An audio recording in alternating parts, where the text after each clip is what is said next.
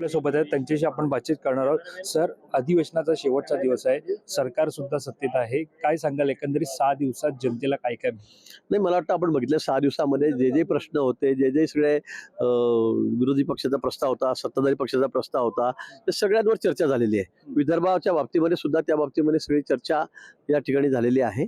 आणि आता परवा जेव्हा BSc झाली त्यावेळेला विरोधी पक्षांनी मान्य केलं की बाबा आता की कामकाज राहिलेलं नाही, आता आपण मार्चमध्ये त्या ठिकाणी अधिवेशनामध्ये मुंबईला भेटू, हे त्यांनी कबूल केलेलं, मान्य केलं. मला वाटतं जे जेही प्रश्न महत्त्वाचे होते, मग कायदा सुव्यवस्थेच्या प्रश्नांवर चर्चा झाली आहे, शेतकऱ्यांच्या प्रश्नावर चर्चा झालेली आहे, सगळेच घटक आहे समाजातले त्यांच्यावर, लाडकी बहिणीच्या योजनेवर त्या ठिकाणी चर्चा झालेली आहे. सगळ्या विषयांवर आता सखोल चौकशी चर्चा झालेली आहे. त्यामुळे आता कुठले विषय फार महत्त्वाचे जे आहेत ते शिल्लक राहिले असं नाही, विषय शिल्लकच राहतात, पण जे विदर्भाच्या दृष्टीने असतील, महाराष्ट्राच्या दृष्टीने असतील, सगळ्या विषयांवर चर्चा झालेली आहे. खातेवाटप झालेलं नाहीये, केवळ एकच मंत्र्यांकडे संपूर्ण मुख्यमंत्र्यांपासून सर्व खाती आहेत. त्यामुळे जनतेला कसा न्याय मिळेल, वेगळं अधिवेशन आहे विदाऊट खातेवाटप, असं सुद्धा सूर विरोधकांचं. नाही, ठीक आहे, यावेळेला थोडा उशीर नक्की झालेला आहे. लोकांनी एवढं मोठं, जनतेने, मतदारांनी एवढं मोठं मॅन्डेट दिलेलं आहे की ऐतिहासिक असं मॅन्डेट, म्हणजे आजपर्यंत कधी एवढ्या मोठ्या संख्येमध्ये आमदार आमचे निवडून आले होते. महायुतीला एवढं मोठं बहुमत दिलेलं आहे. त्यामुळे 3 पक्ष आहेत, बाकी आमचे पक्ष आहेत, मित्र पक्ष आहेत, त्यामुळे थोडी ओढाताण झाली.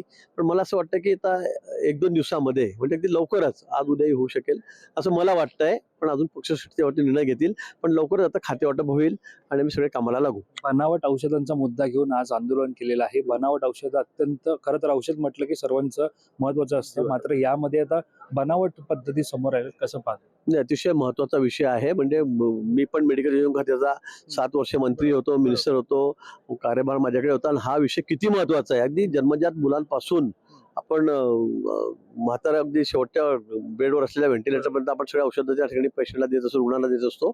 आणि असे जर बनावट औषध दिले जात असतील तर मला वाटतं हा विषय तर अगदी 302 सारखाच गुन्हा आहे हा. आणि म्हणून त्या संदर्भामध्ये माननीय मुख्यमंत्री महोदयांनी सखोल चौकशीचे आदेश दिलेले आहेत. चौकशीनंतर मात्र चांगला धडा त्यांना शिकवला जाईल आणि पुढे भविष्यामध्ये असं कोणी धाडस करणार नाही इतकी कठोर शिक्षा त्यांना केली जाईल. एक शेवटचा प्रश्न, काल विजय शिवतारे, प्रकाश सुर्वे आले होते, तुम्ही सुद्धा एकनाथ शिंदेसोबत त्यांच्या पक्ष कार्यालयात गेला होता, नाराजी दूर झाली आहे का? कारण संकटमोचक म्हणून नेहमी तुम्ही आंदोलनामध्ये होते, आता पक्षांतर्गत सुद्धा तुम्ही संकटमोचक झालेला आहे. नाही, असं नाही, पण शिवतारे माझे खूप चांगले मित्र आहेत, ते नाराज होते. 2-3-4 दिवस झाले मी त्यांच्याशी बोलत होतो. संकटमोचकच गिरीश महाजन हे पाहायला मिळणार आहे का प्रत्येक संकटामध्ये? हे गिरीश महाजन असं नाही, माझ्या मी 30-35 वर्ष झाली ते सध्याचा सदस्य आहे, माझे सगळ्यांशी संबंध आहेत.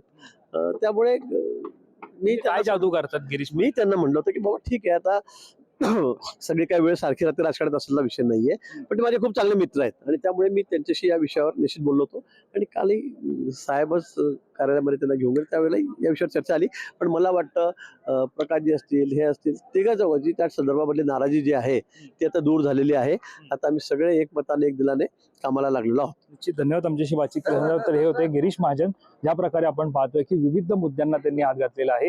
या 6 दिवसांच्या हिवाळी अधिवेशनामध्ये जनतेची जी प्रश्न असतील ते सोडवण्याचा प्रयत्न झालेला आहे. खातेवाटप सुद्धा येत्या 2 दिवसात होण्याची शक्यता त्यांनी वर्तवलेली आहे. मात्र पक्षश्रेष्ठी हा अंतिम निर्णय घेतील असं सुद्धा म्हणत आहे. याशिवाय संकटमोचक जे मागील आंदोलनामध्ये नेहमी पाहायला मिळत होते, असे गिरीश महाजन यांनी खरं तर विजय शिवतारे असतील, प्रकाश सुर्वे असतील, यांची सुद्धा कुठेतरी नाराजी दूर करण्याचा प्रयत्न त्यांनी केला आणि त्यांना त्यामध्ये सकारात्मक प्रतिसाद मिळाल्याचं सुद्धा त्यांनी जे आपल्याशी बातचीत करताना सांगितलेलं आहे.